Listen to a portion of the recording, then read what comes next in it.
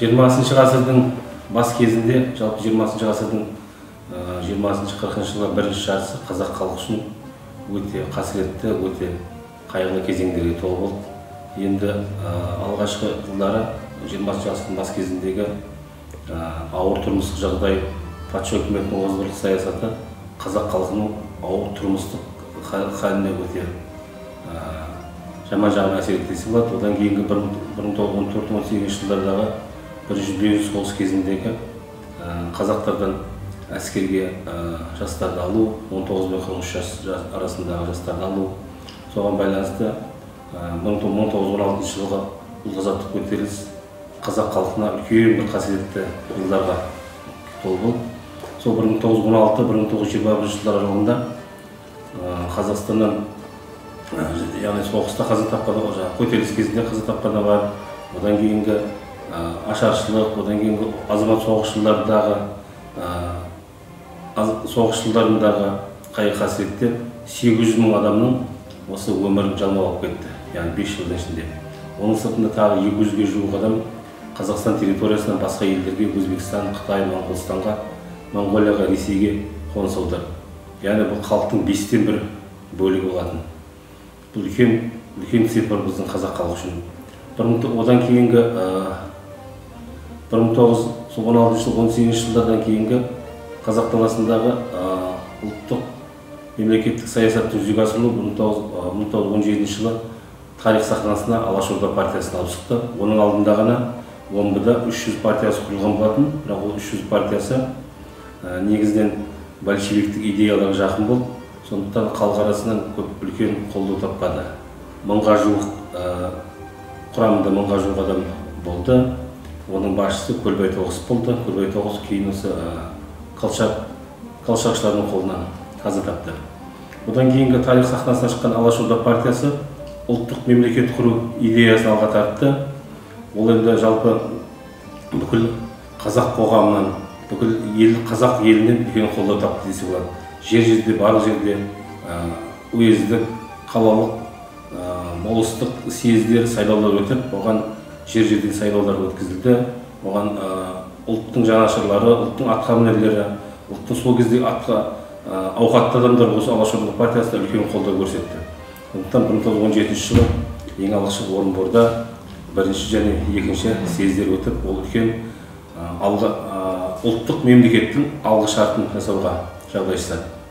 Енді одан кейін білесіздер, 1920 жылы бұл Қазақстанда бүкіл Совет үкіметі орнап, ұлттық мемлекетті насихаттаған Алашордашыл партияларға олар да Совет үкіметін мойындап, олар Совет үкіметі кеңестер тарапынан оларға Алашордашыларға кешірім жарияланды.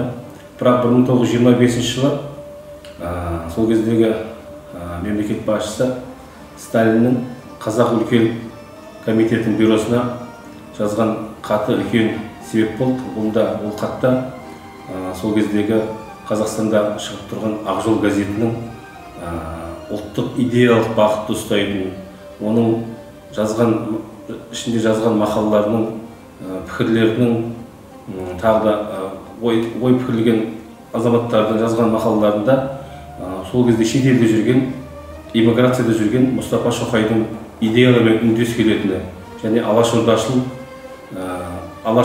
ұлтшыл элементтердің жаңғыртылуы жөнінде ой айтты. Осыған байланысты 1925 жылдан бастап осы Қазақстанда осы бұрынғы Алашорда партиясының билігінде болған, Алашорда партиясын құруға атсалысқан жалпы алашшылдықтарды қудалау басталды. 1925-1933 жылдары Қазақстанда Голошохиннің билігі орнады. 1925 жылы үкімет билік басына келгеннен кейін Голошохин Қазақстанда Қазан революциясының лебі ешқандай сезілмеген қазақ ауылдарында. Сондықтан Қазан революциясын осы қазақ ауылдарынан бастауымыз керек деген өзінің хатын Сталинге жолдады. Сталин осы бұл хатта Голошохиннің осы Қазақстанда жүргізіп жатқан ұлт саясаты жөніндегі саясатын қолдайтын жөніндегі білдірді. Содан кейінгі осы сол уақыттағы ұлтшыл қазақ жастарының Смағұл Сәдуақасов, Сұлтанбек Қожанов, Сәкен Сейфуллин, Тұрар Рысқұлов сияқты үлкен қазақтың азаматтарын қудалау басталды. 1928 жылы Қазақстанда жалпы КСРО-да үлкен саяси науқан жүрді. Ол яғни бай құлақтарды конфискелеу жөнінде. 1927 жылы 28 тамызда Қазақ өлкелік комитетінің шешімімен бай шаруашылықтарын конфискелеу туралы қаулы қабылданды. Бұл қаулыда қазақтың ірі 700 байының мал мүлкін тәркілеу және өздерін басқа жерге қоныс аудару жөніндегі шешім шықты. Соған байланысты үлкен ол ірі байлардың малдары тартып алынды, үкіметке алынды. Одан кейін ол саясаттан кейін коллективизация, ұжымдастыру науқаны, яғни көшпелі шаруашылықтарды отырықшылыққа көшіру жөніндегі үлкен науқан саясат жүрді. Ол бойынша 1928 мен 32 жылдың арасында, яғни 5 жылдың арасында бүкіл Қазақстанда отырықшылық шаруашылыққа көшу жөнінде шешім қабылданды. Енді 27 жылы, 28 жылы ірі байлардың малдарын тартып алынса, одан кейін орташа ауқатты шаруалардың, одан кейін кейбір деректерде жай шаруалардың да ірі орташа шаруалардың қатарына қосып, олардың да малдарын тартып алды. Яғни жеке меншіктен қоғамдық меншікке өтіп, енді осы бүкіл қазақ халқы өзінің күнкөріс негізгі мал болғандықтан, малдан айырылғаннан кейін жер-жерде осы аштықтың несі біліне бастады.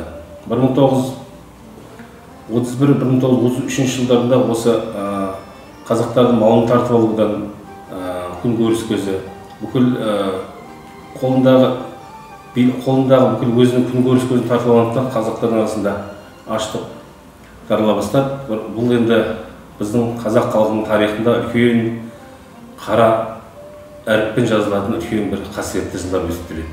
Бұл жылдар енді әртүрлі деректерде, зерттеушілердің деректері бойынша бір деректерде 1.700.000-ға жуық, бір деректерде 2 миллионнан астам, кейбір деректерде 3 миллионға жуық халықтың қырылғандығы жөнінде айтылады.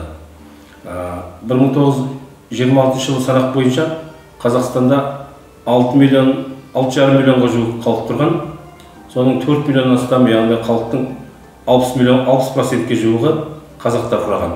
Ал 13 жыл өткеннен 39 жылы халық санағында қазақтардың саны Қазақстанда 2.200.000 зорға жеткен.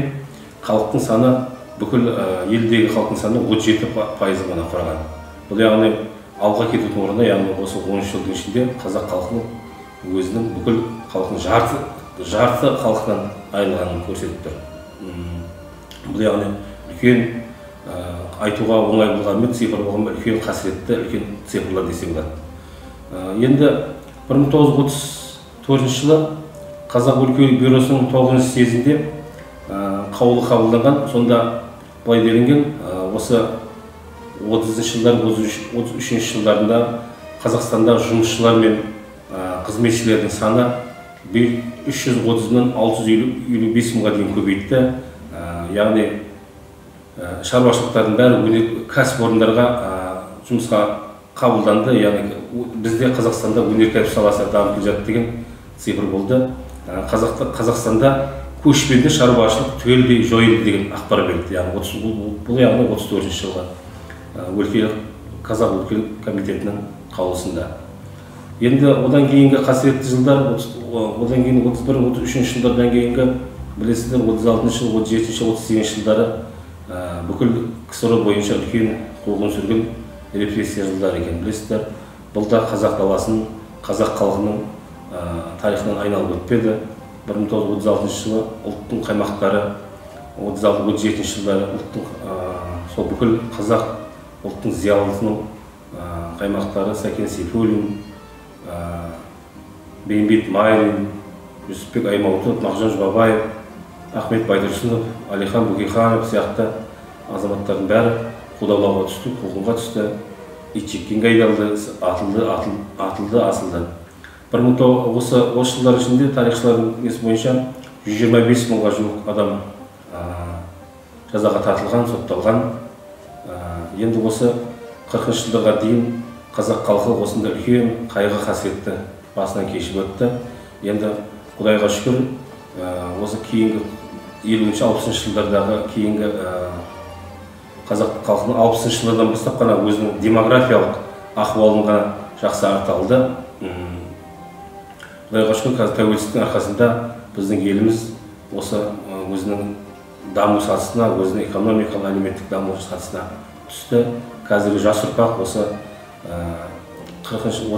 20 ғасырдың басында болған қайғы қасіретті жылдарды естен шығармауымыз керек, біз оларды ұмытпауымыз керек, әрдайым оларды сол жолда құрбан болған қазақтың арыстай азаматтарын әрдайым біз құрмет етіп, олардың еңбектерін, олардың жасаған, ел үшін жасаған қызметтерін әрдайым біз жас ұрпаққа жеткізіп, соларды насихаттауымыз керек.